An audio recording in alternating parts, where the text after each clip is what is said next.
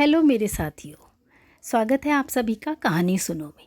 कहानी सुनो में आज की हमारी कहानी है कन्यादान।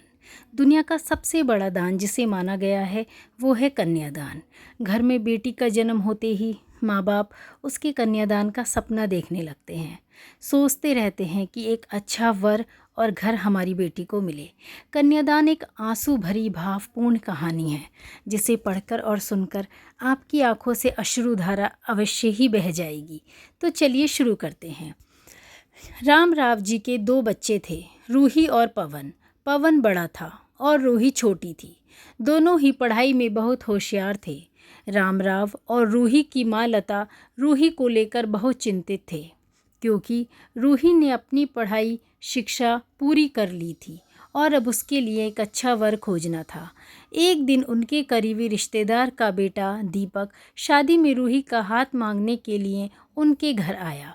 दीपक को सभी पसंद करते थे। वह दिखने में अच्छा था और एक अच्छी कंपनी में कार्यरत था। दीपक के परिवार को भी रूही पसंद थी। फिर इन सब के बाद शादी की तारीख तय हो गई और पवन भैया और रामराव शादी की सारी तैयारियां कर रहे थे, क्योंकि शादी नज़दीक थी। सारी तैयारियां हो गईं। शादी का दिन भी आ गया। पवन रूही का हाथ पकड़कर उसे मंडप में ले आया। रूही सुंदर गुड़िया सी दिख रही थी। सुंदर नाक, आँखें, रंग गोरा, लंबी लंबी चोटी। रूही देखने में बेहद खूबसूरत थी। पवन रूही को मंडप में ले आया और पंडित ने रूही को कन्यादान के लिए हाथ आगे करने को कहा। उसने अपना हाथ कांपते कांपते आगे किया। जिस पिता ने इस हाथ को पकड़कर दुनिया में चलना सिखाया, वही आज उसका हाथ किसी और पुरुष के हाथ में देने जा रहे थे। अपनी उस बेटी के बिना अपना बाकी का जीवन बिताना, ये विचार ही उनके लिए काफ़ी कष्टदायक था। पिता ने उसका हाथ पकड़ लिया और उसके होने वाले पति ने नीचे से उसके हाथ को सहारा दिया। कन्यादान की रस्म शुरू हुई। उसकी आंखों से पानी की एक एक बूंद गिरने के साथ पिता की आंखों से भी बूंद बूंद आंसू गिर रहे थे। अपने कलेजे का टुकड़ा दान करते समय क्या अवस्था होती है, तब वह रामराव ने जाना। वह रस्म खत्म हुई। पंडित जी ने रूही और रामराव के हाथ में दियों से भरा पर्दा दिया। उनके सामने बेटी और उसका पूरा ससुराल परिवार बैठाया और पंडित जी ने कहा, आज से आपकी बेटी उनकी हो गई। उनसे कहो कि उसका अच्छे से ध्यान रखें। रूही अपने मायके वालों के लिए एकदम पराई हो गई। उसकी आंखों में आंसू भर आए। रूही को 2 दिन की ट्रिप पर भी भेजना माँ के लिए कितना मुश्किल होता था, और अब उसको हमेशा के लिए दूसरे के घर भेज दिया जाए और उसके अपने ही घर को मेहमान बना दिया जाए। यह बात अब माँ की समझ में आ रही थी। उस रस्म के बाद दूल्हा गेट पर आ गया। पंडित जी ने आवाज़ दी, लड़की के मामा, लड़की को लाओ। उस मामा का हाथ पकड़कर वह उस अंतर पाठ पर जा रही थी। सुबह सुबह उठकर एक साथ नाश्ता, फिर मस्ती, फिर मामी के हाथ का खाना और रात में मामा की गोद में सिर रखकर सोने वाली भांजी आज उस मामा को दूसरे के हाथ में सौंपनी होगी। यह सोचकर उसने अपने हाथ कस लिए और मंगला अष्टक प्रारंभ हो गए। भाई दूज के दिन बिना कुछ मांगे मिलने वाला गिफ्ट, एक साथ फोड़े हुए पटाखे, टीवी कौन देखेगा इस पर झगड़ा और दादाजी गुजर जाने के बाद उन दोनों का गले लगकर रोना। दोनों भाई बहन आज एक दूसरे को देख रहे थे। उतनी ही देर में मंगलाष्टक समाप्त हो गए। मंगलाष्टक समाप्त हो जाने के बाद रूही अपने आगे आने वाले नए जीवन को लेकर उत्साहित हो गई। रूही ने वरमाला पहनाई और अपने पति दीपक के पास खड़ी हो गई। रूही के सामने बहुत से लोग खड़े थे।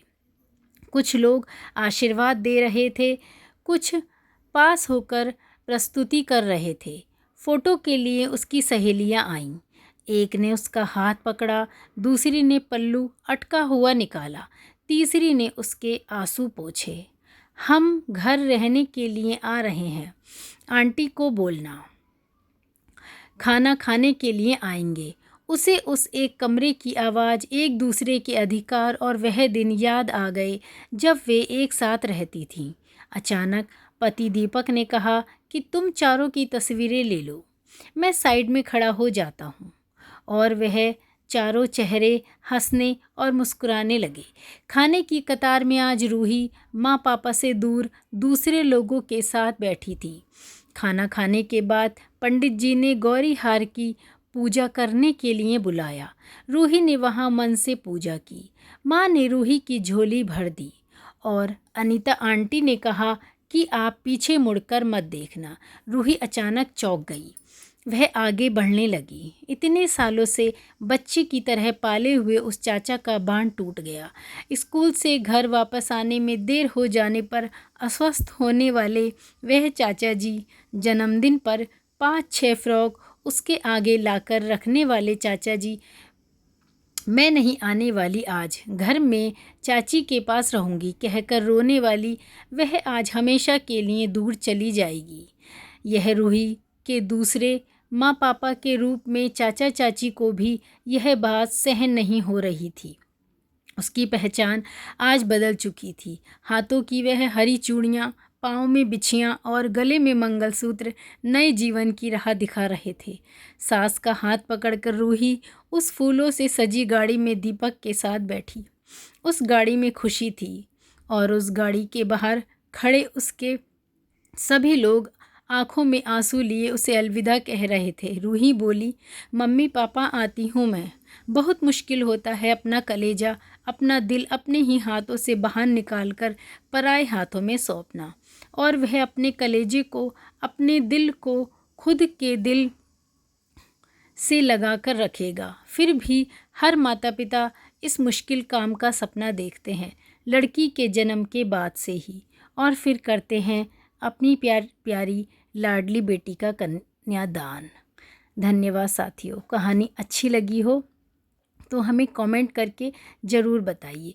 अगर आपको ज़रा भी ये हार्ट टचिंग स्टोरी पसंद आई तो कमेंट कीजिए और अपने दोस्तों के साथ इस प्यारी सी कहानी कन्यादान को शेयर करना बिल्कुल नहीं भूलिए। और इसी तरीके की नई नई भावपूर्ण, अश्रुपूर्ण कहानियाँ देखने के लिए जुड़े रहिए हमारे साथ। धन्यवाद।